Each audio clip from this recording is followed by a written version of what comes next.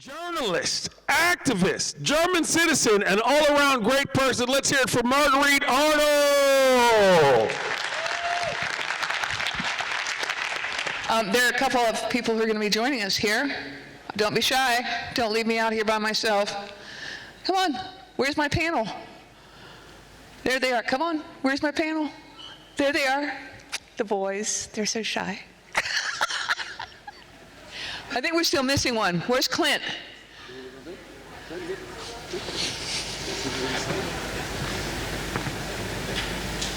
Clint's still missing. Clint is still missing. Do we wait? Do we start? I think we should start. We should have a conversation.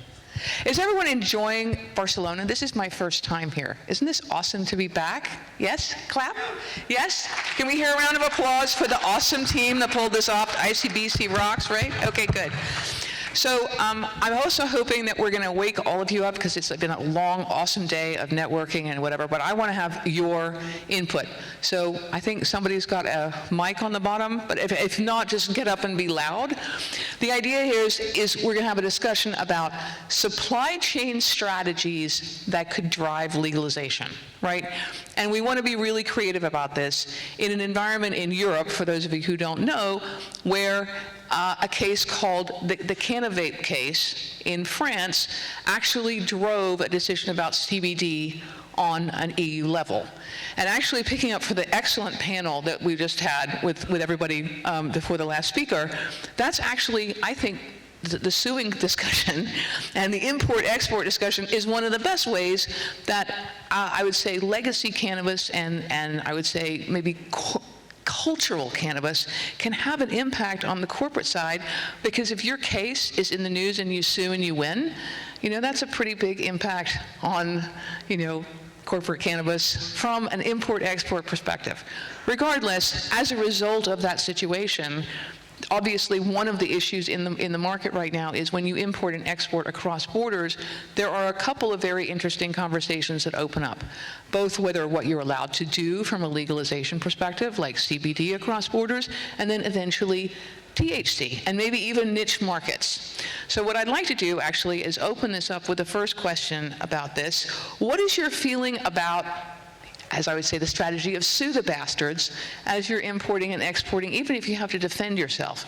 Is that an interesting way, do you think, to drive markets as well as legalization? I'll be happy to go first.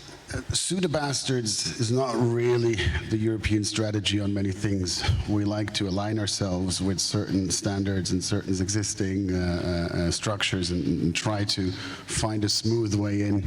And if shit hits the fan, you can still, protect yourself and sue if that is an option. But in the end of the day, I believe to be able to open this industry, be it on the CBD, the THC, or in any other part of the industry, we should really try to find existing standards, existing products that are aligned with those products, and then find a way around that.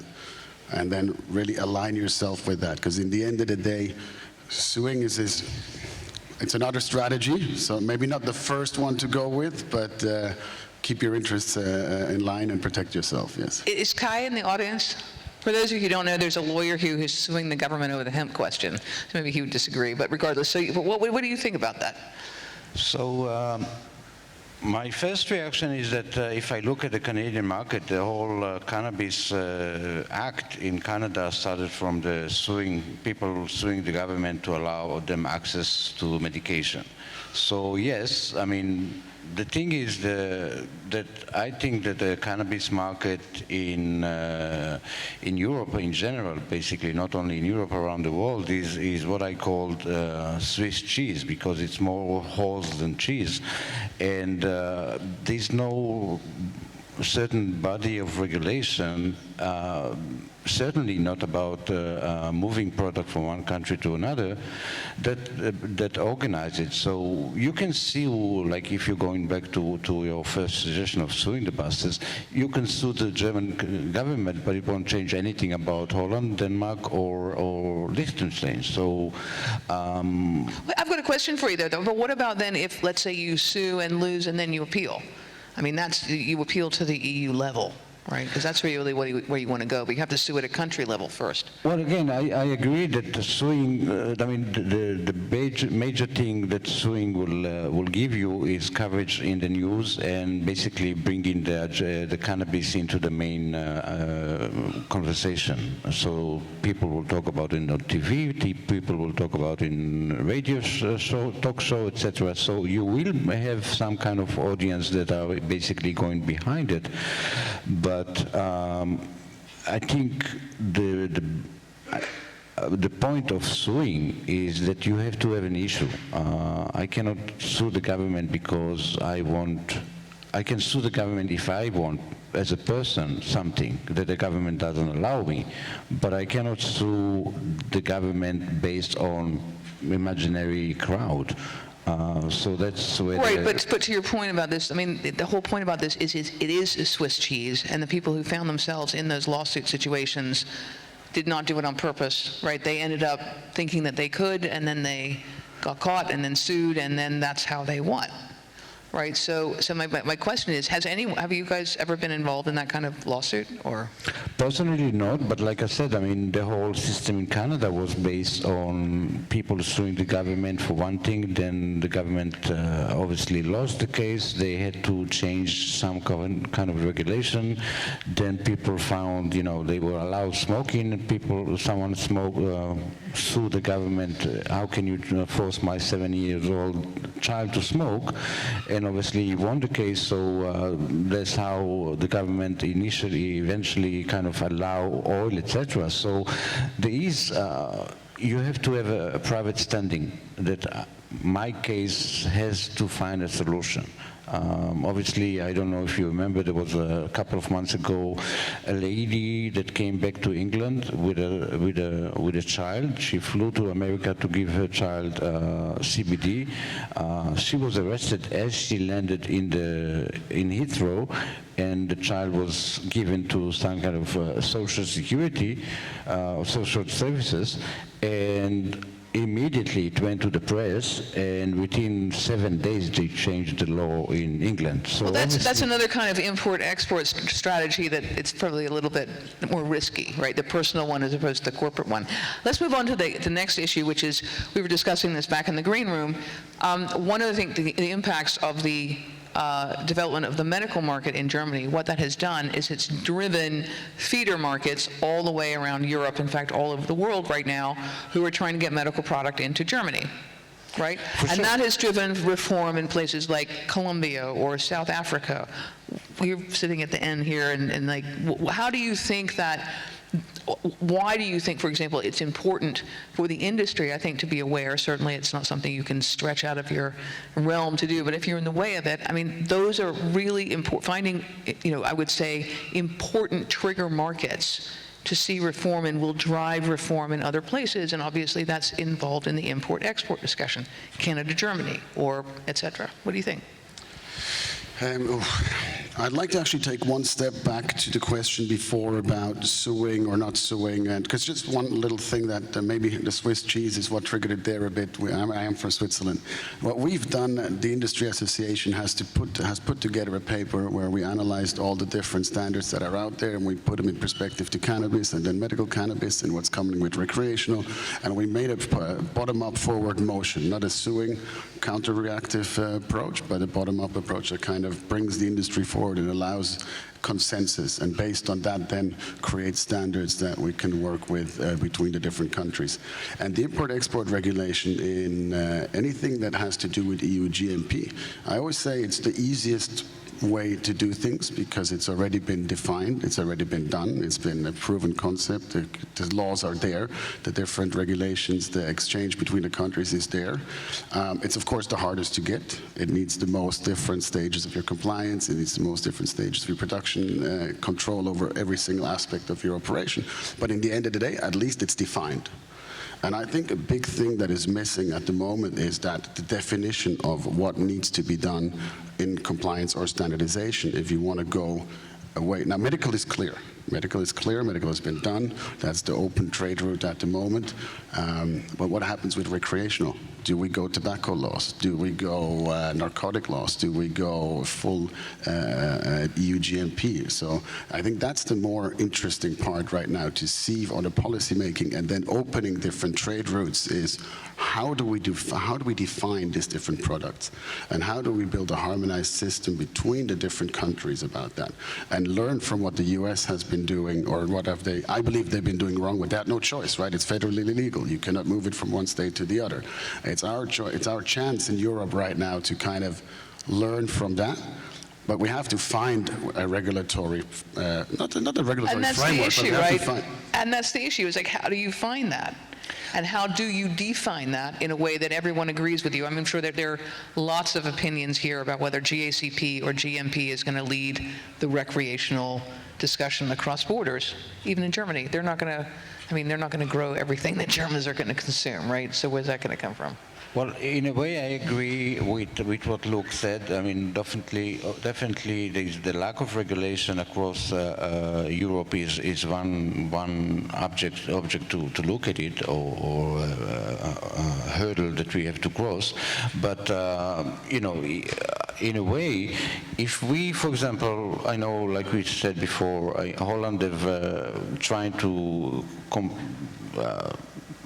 The cannabis that will end up in the coffee shop in Holland will end up to be GACP compliance. So if you comply with your product and you convince the authorities or the government, instead of suing them, convince them that the product is good, then obviously the demand will drive the market. I think another point of view that we can talk about definitely is the veterinarian product. We know that there's 60 million cats in Europe. As a pet, not as a stray cats. So it's a huge market, veterinary product for pets. So if CBD is good for dogs, or CBD is good for whatever, the coat of the cat, the demand will create some kind of allowance in the law rather than through them. So this is basically my approach, is to convince consumers that that product meets some basic standards, that it's safe, that it's controlled, and therefore it should be legalized. But and this is sort of intertwined, right? So let's say the German market wakes up to the beauties of CBD pet food, right? And people try to buy it. They try to buy it on Amazon, and there's nothing in Germany, so they buy it from Holland. And then that package crosses the border, and someone gets caught because the Germans still have not decided what CBD is. That's the lawsuit thing, right? But to your point, I think what you're suggesting is maybe the development of niche markets could also drive, I guess, consumer demand. But then in that environment, particularly in the situation where we've just referenced, there is no standard yet on a European level. Welcome to lawsuit city again, right? Somebody is going to get sued, or a firm is going to get sued. That's why this is coming up again. But let's move beyond that, and that's why I wanted to get on to the idea of what do you guys think is going to be the first kind of regulated cannabis to cross borders, you know, in the recreational side? Is it going to be GACP THC or EU GMP THC? What do you guys think? Personally, like I said, if I look at my involvement with a project in Holland, it will be GACP EU, because GACP is a standard that is recognized by the EMA, or European Medicinal Agency, and it's acceptable all across Europe, obviously in Germany as well. So again, But you had the narcotic question, as you brought up before, right? I mean, is it a narcotic? Is it not a narcotic? Certainly on the THC side, you're going to be running into what exactly is that? As long as it's defined, or as long as it has the same level in the UN as it has right now, it will be, it's a narcotic. There's no way around it. So it's classified as a narcotic. In Switzerland, we have the pilot project, which is like a Swiss-wide or a nationwide study on how a legalization could go forward. And there's a very clear regulatory part where this is the actual narcotics parts that you need to report. And then on the bottom-up approach, you have the GACP that you need to actually comply with. Then Switzerland threw in there some, you have to do it organic, so it has to be grown outside or at least in the ground. So we have added a few different layers of making sure that the industry stays local in the beginning. And it's not being imported. That's my next point. Well, that was one of the things. That was one of the things. As long as it's in the regulatory framework it is right now, the import and export is a very difficult thing, right? You have to sign that convention, and then you have to make those different agreements between the countries. That means that both countries need to have the same agreements on how they declare it, yada, yada, yada. So all of that, once we actually agree it's a plant, if you want to transform a plant into a medicinal product, you follow the GACP guidelines. So that is set.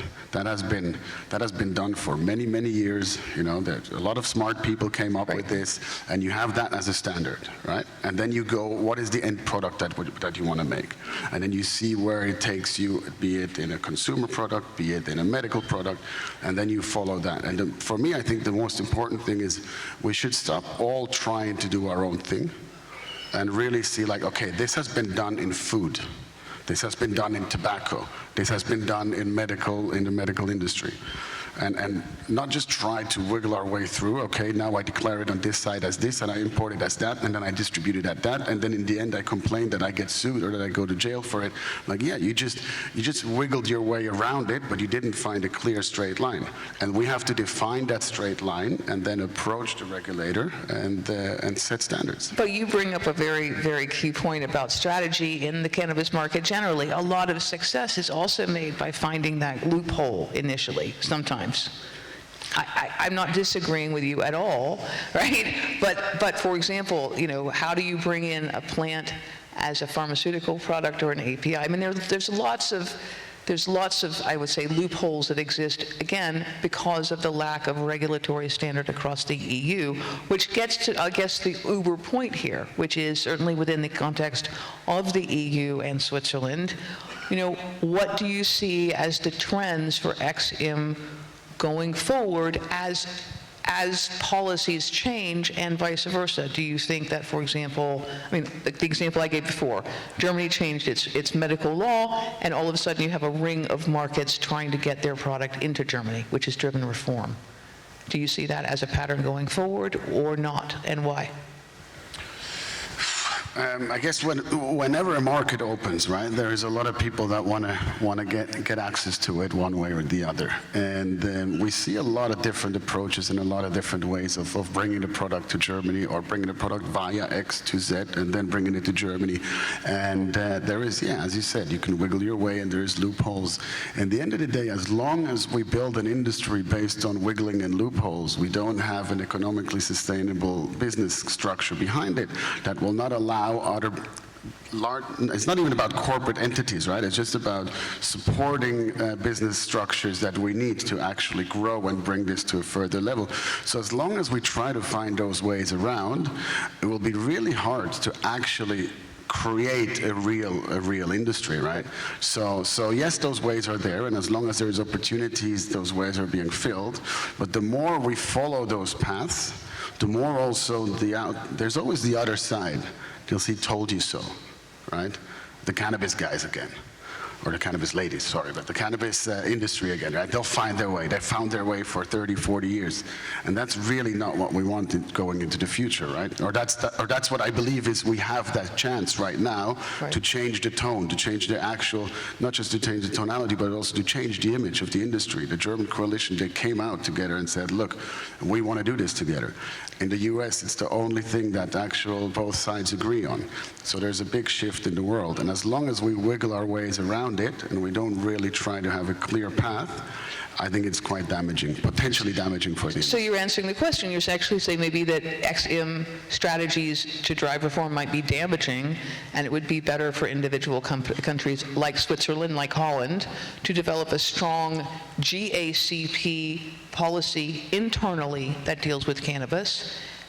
But it still leaves that question, if you're not growing, like, say, Germany, and you've got reform, I mean, what are people supposed to do? Import seeds and grow their own? I mean, that's my question. It's like, what is the cannabis that especially THC, in this environment that will be allowed to cross borders, or won't it? I mean, maybe it's like the U.S. states. It's like Holland has its reform, Switzerland has its reform, Germany has its reform, et cetera.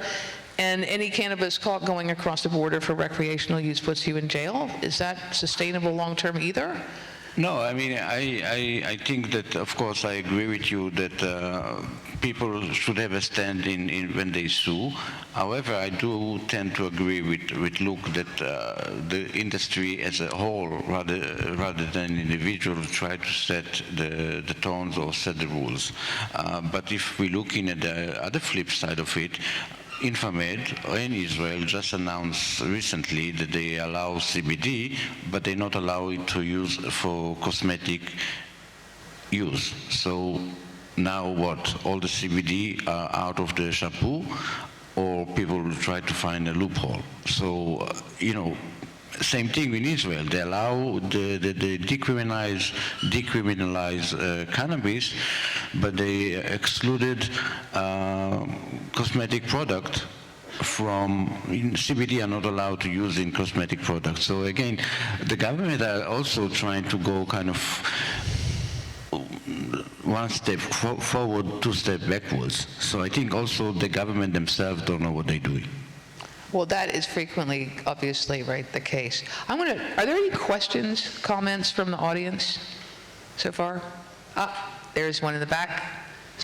Stand up, speak up. I was just wondering, as far as once we do get to import-export, of crossing those borders, at what point does it go from the home, at what point does the ownership switch from where that product was birthed to where the product is going to end up? Does that switch in the air? Does it switch when... So to answer your question first, when you ship medicinal product, or for that our case medicinal cannabis, it has to comply with GDP, good distribution practice. So the same law that apply for when you send, I don't know, aspirin from India to Argentina, it has to comply with some certain legislation of good distribution practice, and this is the law that govern the same thing with not recreational, medicinal cannabis when it comes from Colombia to Germany, or from Lesotho to Germany. Maybe just, I think, whenever you have an import and an export situation, you have a buyer and a seller, then you have Incoterms. The Incoterms, is it FOB, is it free on board, is it with, the freight, insurance, and taxes? It depends what you actually agree on in the contract, in the buying, selling agreement with whoever you sell it to. So when does the actual responsibility and when does the payment and all of that go from one side to the other? That is on you to put it into a contract. And that's one of the things that I meant before when I said, as long as we try to wiggle our ways around, we do not have access to institutions that actually protect you there.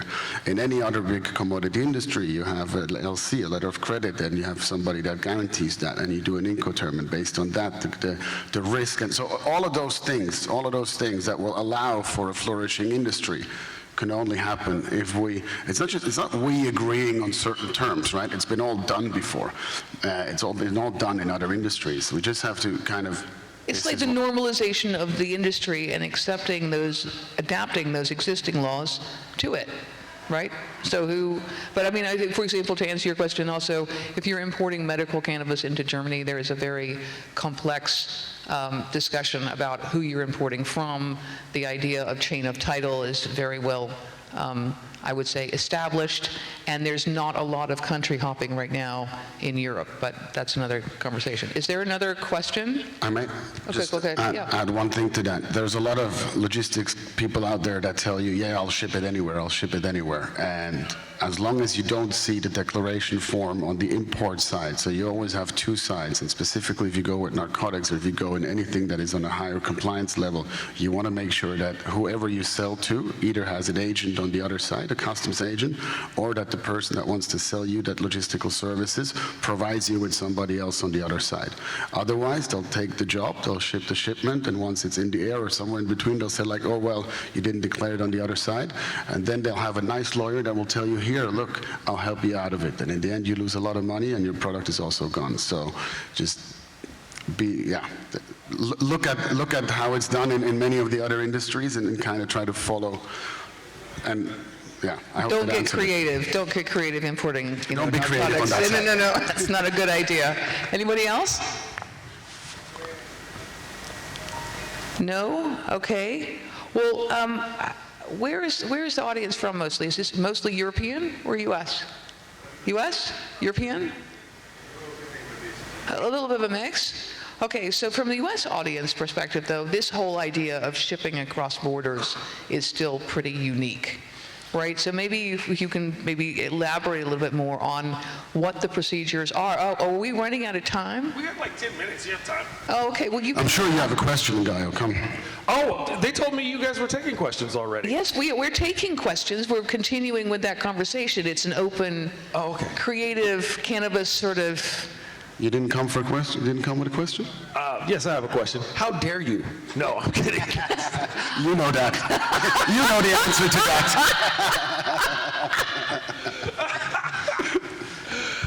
What were we talking about? Did someone have a question? Well, we'd already taken one question from the audience. Somebody in the very, very back there was raising the hand. Go. for a question. Finish your question. Guy, well, you interrupted our conversation. Go. Stage is yours. So that whole import, export, or supply chain or market access is a big subject, and it's actually kind of what I base my whole what we're doing on was I don't know, I'm not going to make a sales pitch, but we created a compliance software with the whole focus of how can we solve the problem of market accessibility.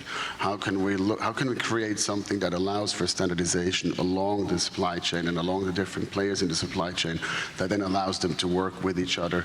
In the back end, also have an automated reporting system that then allows you to access new markets, right? And all on a very standardized, but nothing new, nothing too cutting edge, over the top, something that's auditable by the government, because they want to do that if they want to allow you to ship to certain places, and really take a slow approach, slow and steady, and get there. And don't try to hoop, don't try to jump the hoop, and don't try to go too fast. And which sometimes, like the Kanavape case, it's great if a precedent case has been formed.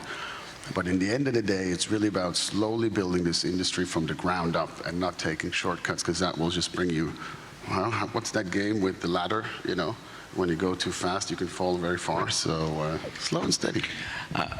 Yeah, on that note, I definitely agree again with Luc, and that's basically what I said initially. If we convince the authorities, whether the local government or the federal government, that product is good, kosher, up to standard, then obviously there's a better way for us to, again, as an industry, to persuade and change the law. And like I said, maybe someone pick up the glove of veterinarian product. Certainly, people like in America, they have a lot of pets, so they do that there for CBD product for dogs, etc. But I do think that. Again, I am coming from the medicinal background. I don't do any of the recreational, and everything that I do is about compliance. And I find that the only way to change the market and then change the attitude is basically to convince the regulators that we do our part. But you see this as a domestic discussion. That's, I think, what we're saying. This is a much more domestic discussion than cross-border discussion, but obviously we get into it. Was there another question from the back? No? Okay, but that's what. But I mean, I think from an American perspective, it's a state-by-state conversation still, right? If you're going to produce, if you're going to sell in Colorado, you have to grow in Colorado. You cannot cross borders with anything except, I guess, at this point, CBD, right? The THC discussion, still a state-by-state conversation. Yes and no, because if you look at places like Mississippi, obviously they're not regulated yet. They are regulated for medicinal, but you're not regulated for adult use. But if you look at across just the town from the other state, just across the road, you can see that people from that state actually driving 50 miles just to cross the border and get it, for recreation. Those crazy Americans, right? That's a different story, though. I think it's a big chance for us in Europe to do something different and to really not follow suit and not, we find a harmonized system that works across borders and that allows for the trade to flourish. And then I think that's what, events like this and panels like this and general compliance efforts and standardization efforts are all about and should be about, right? Finding something that works for everyone and then make that actionable. And then based on that, create something beautiful. But there's still disagreement about, there's a lot of disagreement, right? And there are those, for example, who have, for those of you who don't know, imported, I would say, GACP product into certain countries here in Europe, and then transformed that into EU GMP, and then shipped it somewhere else. Is that a helpful strategy, or is that a confusing one, speaking about industry coalescence around common practices? Well, I read a lot, and there's a saying that every revolution has 3 stages. The first stage, they fight you. Sorry, the first stage is they ignore you. The second stage, they fight you. And the third stage, they take you for granted. So I think that what I feel is that the recreational market should take a step back and figure out that we've done quite a long way since, 2010 or 2006 or 2015 to what we are today, and it's been only 7 years. If I look at, again, after the 1930 with the drought laws in the state, it took the liquor companies 15 years to pick up with demands. 15 years. And now, obviously, you can buy liquor store anywhere. But 15 years, people had to do beers and alcohol in their backyard because there was not enough product in the market. So, again, we as a driving the market or helping forming the market, we have to take a step back and realize that we did quite a long way. And we have to be patient. That's my personal opinion. Any other thoughts? Wise words from a wise man. Exactly. Exactly. Well, I think maybe we're at the end of this conversation, unless you'd like to add anything else.